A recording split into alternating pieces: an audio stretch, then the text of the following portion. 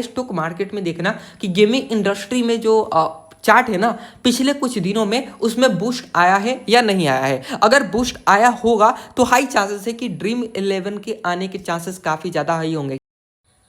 नमस्कार दोस्तों, दिल से स्वागत करता हूं एक बार फिर से आपका अपनी चैनल में। आपको इस वीडियो में बताने वाला हूं कि promotion and regulations of online gaming bill का क्या हुआ और कब तक वो बिल को अगर हम बात करेंगे तो लास्ट 22 अगस्त को, यानी कि टोटल अगर हम बात करेंगे तो अभी एक साल भी पूरे होने ही वाले हैं। अगले 22 अगस्त मतलब इस महीने के 22 अगस्त को ऑनलाइन प्रोगा एक्ट को आए हुए एक साल हो जाएंगे, जो कि 2025 में बिल को पास किया गया था। लेकिन इंप्लीमेंट की बात करेंगे तो 2026 में 2025 में ऑनलाइन गेमिंग बिल को यहाँ पे पास किया गया था पार्लियामेंट में। उसके बाद कोई भी डिस्कस मतलब वहां पे उस बारे में उस बिल को जब पार्लियामेंट में लाया गया था तो कोई भी डिस्कस नहीं हुआ। कितने गंवार लोग हैं हमारे देश के पार्लियामेंट में, ये आपको पहले नोट करना होगा। दूसरी बात करेंगे, यूएसए गवर्नमेंट थोड़ी है, इंडिया गवर्नमेंट। आपको पता है कि इंडिया गवर्नमेंट कैसी है। सेंट्रल गवर्नमेंट के द्वारा इस बिल को लाया गया, उसको बिना डिस्कस कर दिए किए पास कर दिया गया। दूसरी बात करते हैं, बिल को इंप्लीमेंट हुए 31 मई को। अगर आपको पता होगा कि 31 मई को आईपीएल 2026 का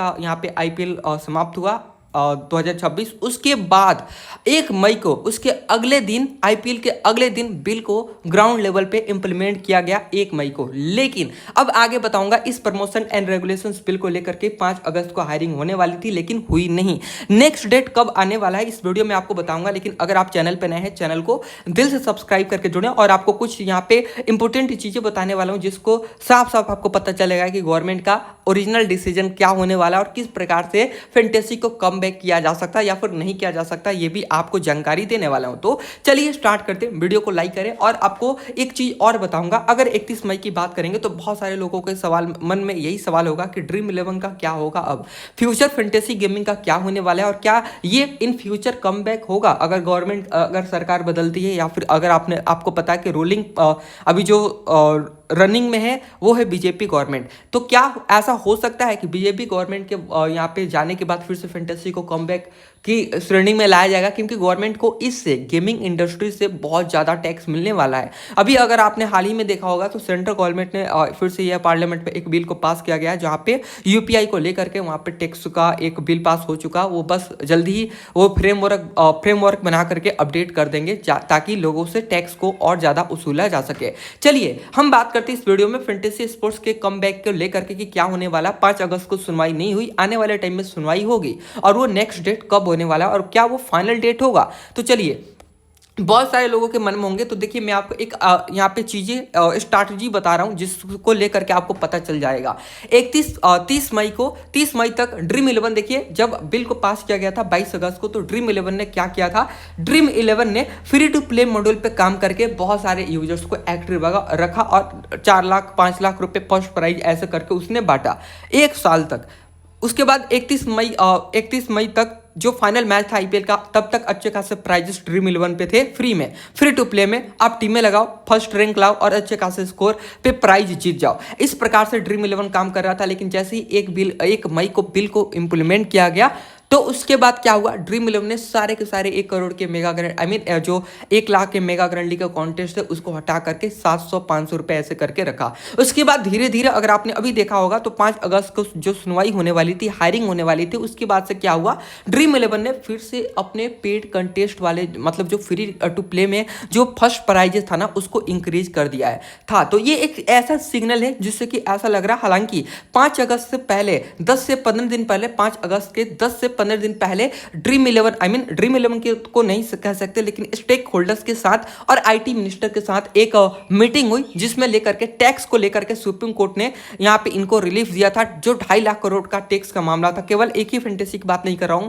गेमिंग इंडस्ट्री में सारे कंपनियों के ऊपर 2.5 लाख करोड़ के रुपए का टैक्स का वो लगा था जिसको अभी तक कंपनियों ने पे नहीं किए थे। लेकिन फिर से उसमें 1 लाख करोड़ का यहाँ पे जो सुप्रीम कोर्ट ने है उन्होंने रिलीफ दिया है। यानी कि अब बाकी के जो पैसे होंगे ना वो गवर्नमेंट को टैक्स के रूप में बाकी गेमिंग इंडस्ट्री देने वाली है। तो इसे साफ साफ पता चलता है कि देखो, अगर हम टैक्स का पैसा देंगे तो जाहिर सी बात है हमारा बिजनेस चलना चाहिए, बिजनेस चलेगा तभी तो हम टैक्स का पैसा बकाया देंगे गवर्नमेंट को। तो एक ऐसा सिग्नल है जिससे कि साफ साफ लगता है कि फैंटेसी के साथ साथ स्पोर्ट्स कंपनियां, गेमिंग कंपनियां कम बैक करने वाली है रेगुलेटरी बॉडी के साथ। OGAI जो बनाया गया है गवर्नमेंट, सेंट्रल गवर्नमेंट के द्वारा online gaming authority of India, उसके अंडर में रजिस्ट्रेशन करना अनिवार्य होगा, जो कि मैंने आपको पिछले वाले चीज़ों में बताया था। तो हाई चांसेस है, दो मैंने आपको चीज़ें बताई, एक तो ड्रीम 11 पे फिर से अच्छा खासे प्राइजेस देखने को मिल रहे हैं जिससे कि यूजर्स एक्टिव हो रहे हैं। दूसरी बात, स्टेक होल्डर के साथ जो मीटिंग चली थी उसमें लेकर के 1 लाख करोड़ रुपए का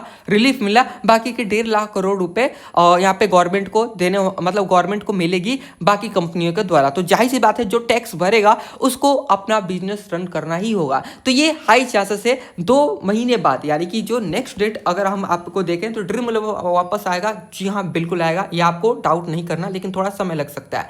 अब हम बात करते हैं नेक्स्ट डेट कब मिला। तो यहाँ पे कुछ नंबर्स मैंने यहाँ पे किए हैं।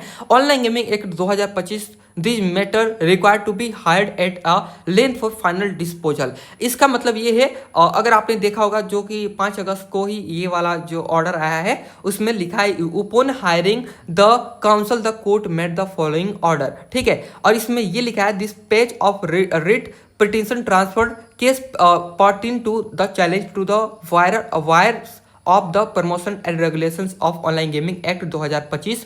This matter required to be heard at a length for final disposal. Final disposal मतलब ये होता है कि फाइनल हायरिंग के लिए अगर यहाँ पे बात करेंगे तो सारे के सारे जो पिटिशन फाइल किए गए उसको शायद ये लोग एक जगह इकट्ठा करके और इस मैटर पे मतलब ये चर्चा करने वाले हैं। और इसमें डेट की बात करेंगे तो post this matter for the final hiring on 6 अक्टूबर, 10वां महीना जो होता है 6 अक्टूबर एंड 7 अक्टूबर लिखा है 3rd नंबर पे, post this matter for final hiring.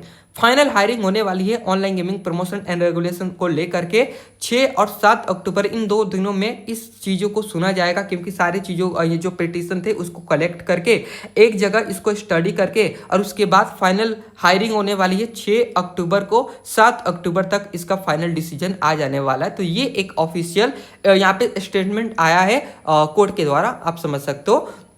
तो ये फाइनल डिसीजन है, तो इसलिए मैं आपको बोल रहा हूँ अब आने वाले टाइम में देखना ड्रीम 11 पे बड़े बड़े कॉन्टेस्ट दिखाई देने वाले हैं। और जैसे ये यहाँ पे स्किल बेस की श्रेणी में गवर्नमेंट डिसीजन दे देगी, जो कि पहले भी दे चुकी है। जो ड्रीम 11 के केस में ड्रीम 11 ने 2023 में केस लड़ा था, 2021 की 23 या फिर 19 में ऐसे कुछ करके, तो उस टाइम पे भी गवर्नमेंट ने आई मीन सेंट्रल गवर्नमेंट नहीं बात कर रहा हूँ मैं, इनकी बात कर रहा हूँ, सुप्रीम कोर्ट ने ये कहा था कि ये स्किल बेस है और इसको रन किया जा सकता है। तो उसको लेकर के वो एक एडवांटेज रहेगा। और दूसरा, अभी जो पिटीशन A2 गेमिंग के द्वारा ये जो पिटीशन फाइल किया गया, तो इनके फेवर में भी जा सकता है, क्योंकि जो स्किल बेस्ड कंपनियां हैं उन्होंने पिटीशन को फाइल किया है। तो हाई चांसेस से मैंने 3 से 4 ऐसी चीजें बताई। और हाँ, एक और बात ध्यान रखना, स्टॉक मार्केट में देखना कि गेमिंग इंडस्ट्री में जो चार्ट है ना, पिछले कुछ दिनों में उसमें बूस्ट आया है या नहीं आया है। अगर बूस्ट आया होगा तो हाई चांसेस है कि ड्रीम 11 के आने के चांसेस काफ़ी ज़्यादा हाई होंगे, क्योंकि जो सरकार के जो अंडर में जो इनसाइड ट्रेड करते हैं ना, वो अच्छा खासा देखना बीजेपी का ही कोई मेंबर ऐसा होगा, जो रूलिंग गवर्नमेंट का जो कोई ऐसा बंदा होगा ना जिसने हाई रुपए इन्वेस्ट किए होंगे, और ग्राफ में आपको दिख जाएगा। अगर किसी ने गेमिंग इंडस्ट्री में इन्हीं हाल ही दिनों में तगड़ा पैसा इन्वेस्ट किया है, तो आपको मतलब सिग्नल आपको मिल जाना चाहिए कि हाँ, फैंटेसी कमबैक करेगा। यानी कि अगर इनसाइड कोई ट्रेडिंग करता है और पैसे इन्वेस्ट करता है भर भर के, हो सकता है